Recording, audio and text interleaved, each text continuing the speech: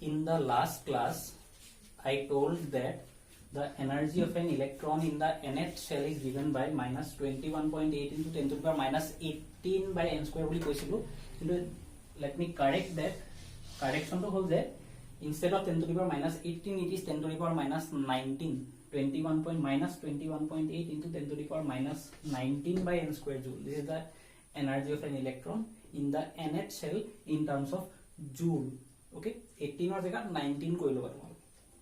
Now let us see a question. An electron moves from third to second orbit of hydrogen.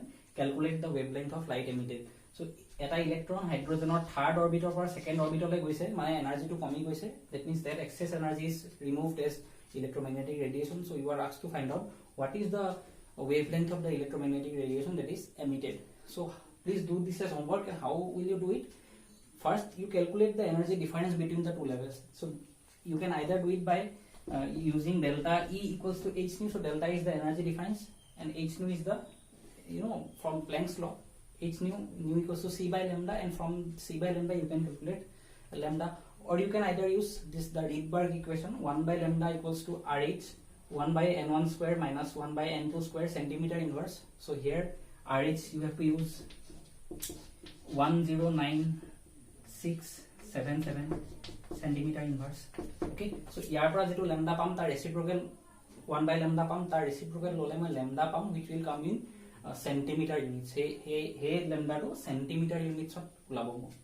Okay, so please do this and you send the answer in homework.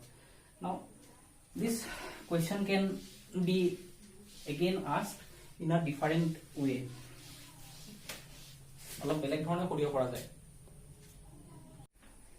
Okay, so when electron comes from higher energy level to lower energy level, electron to higher energy level or lower energy level ole aise mane electron energy komi goise, he energy kini in the form of electromagnetic radiation ulai goise.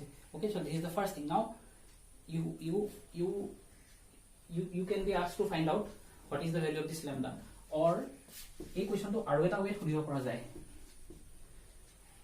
Dhori lo electron eta n equals to 2 ase. So there is an electron in n equals to 2. So 3 pora 2 le ahile energy ulai gol. Mane moi jodi 2 pora 3 le nibo bisaru ki koribo lagibo. So I have to supply energy electron to jodi moi tolor pora upor le nibo lage, moi energy supply koribo lagibo. Okay, so the question is kiman energy supply korim, how much energy should I supply so that electron moves from n equals to 2 to n equals to 3. So the amount of energy that I need to supply, this energy is nothing but the energy difference delta E. So jodi 3 pora 2 le ahute delta E komi goise, tete hole 2 pora 3 le jodi nibo bisaru moi delta E dibo lagibo no. So what we have to do is we have to just take the difference between these two levels. Okay, so this much of energy, delta E amount of energy jodi moi diu, tetia electron to lower energy level pora higher energy level ole jabe. Okay, so you don't need to do anything, just the delta E is given by E3 minus E2. So this is the way of doing it. Eku koribo nalage, just you subtract E2 from E3. Okay, just a subtraction of E2 from E3 gives you the value of delta E.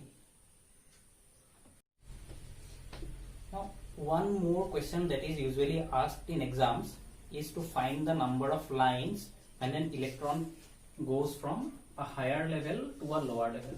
Okay, so higher level eta pora lower level eta le jete electron ta jay te keta lines form. Also let us consider that how many number of lines will be formed if an electron moves from 6 to 1. 6 pora 1 le gole kiman line form hoy.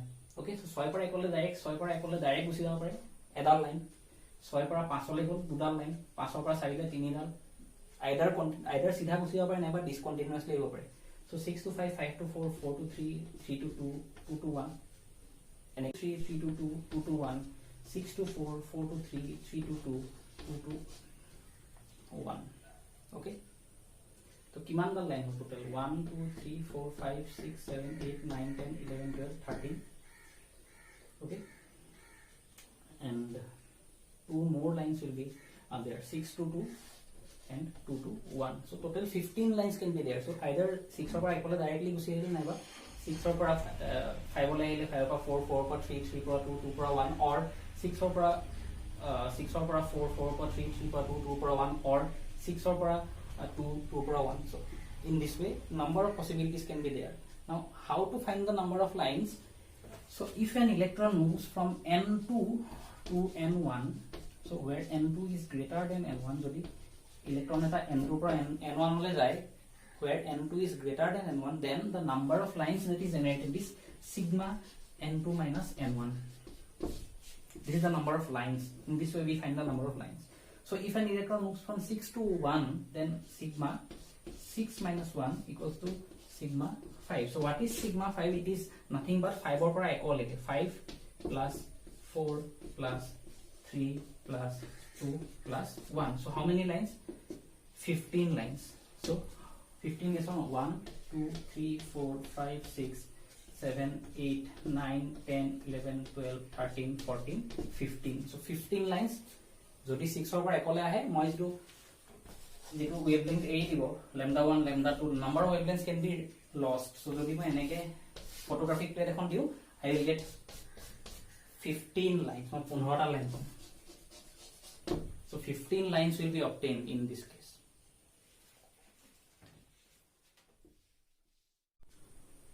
Now let us try to calculate the number of lines that will be obtained if an electron moves from n equals to 5 to n equals to 3. So n equals to 5 or n equals to 3 le jabole hole kiman ta lines form ho. Okay, so how many lines will be formed?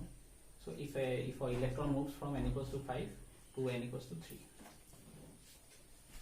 Okay, so 5 over 3 le directly jabo pare, one probability, that is one line.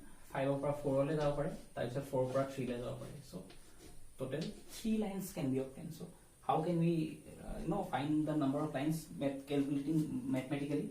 So sigma 5 minus 3 or sigma 2, so 2 plus 1, so 3. So 3 lines will be obtained. So in this way we can calculate the number of lines for any electronic movement from a higher level to a lower level. Okay, so any kind of electronic transition from a lower level to a higher level can be calculated in this manner.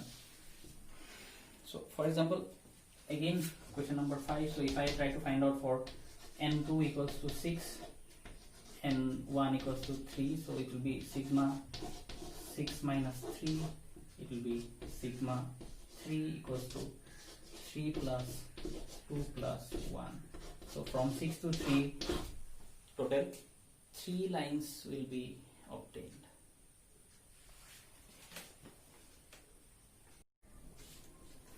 Now let us move to a theory called de Broglie's relation. So according to this theory, every material particle has dual character. Every material particle, that means every particle that has some mass, has dual character. Jikono particle jar mass ase tar dual character ase. What is dual character? Every material particle, electron, proton, neutron, anything, okay, anything that has mass has got dual character. One is called wave character. Wave character means it will possess some wavelength. Jetia eta body, jetia eta mass thoka body move kori thakibo, tetia hole it will show some wave character. That means some wavelength will be associated with it. Second thing, since it is a material particle, that means it will have particle character. What is particle character? Particle character means having mass. Particle or character ki mass eta thake. Matter or character ki, what is material means which is related to matter. Matter mane ki anything that has mass. Okay, that means material particle will have mass. So jodi mass thake aru mass thoka bostu eta jodi move kori thake, tetia hole velocity or mass thakile I will have something called momentum. That means wave character is described by wavelength and particle character is described by momentum. That means every material particle will have wavelength as well as momentum. Every moving particle will have wavelength and momentum associated with it. Okay, so every moving particle has a wavelength and momentum associated with it. So the relation between wavelength and momentum is lambda equals to h by mv. So where lambda is the wavelength wavelength associated with the material particle. V is the velocity of the moving particle and m is the mass.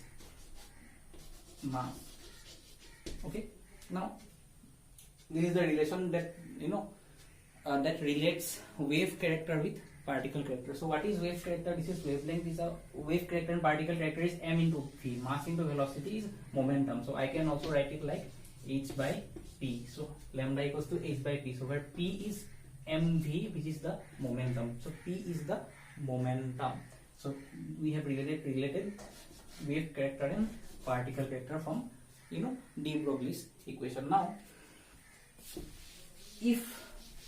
we got the relation as lambda equals to h by mv. So de Broglie's relation only will be significant when the particle is very, very small.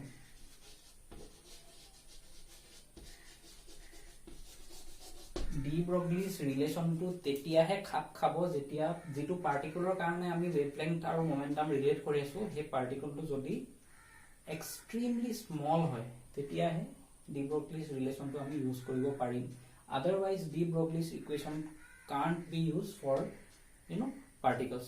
Why can't use? We will get to know right now.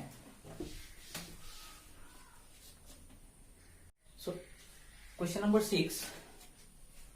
there is a ball of mass 0.1 kg which is moving with a velocity of 60 meter per second. Okay, so what is the wavelength associated with this ball? Okay, so 0.1 kg, okay, damor 100 gram. Now so what is lambda? We can do it lambda equals to h by mv. So h we know 6.626 into 10 to the power minus 34 joule second. M is 0.1 kg, velocity 60 meter per second. So if we try to solve it, the answer that we will get is 10 to the power minus 34 meter. So 10 to the power minus 34, that means 0.0000000000034. It's a very small number. Okay, it tends to 0. That means wavelength is negligible. It is 0. That means যেতিয়া পার্টিকলটোৰ সাইজটো ডাঙৰ হয় তেতিয়াহলে ওয়েভলেংথটো almost 0.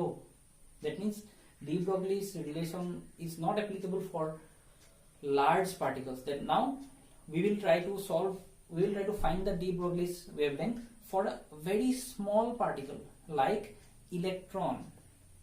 Okay, so you try to find this answer and send as homework.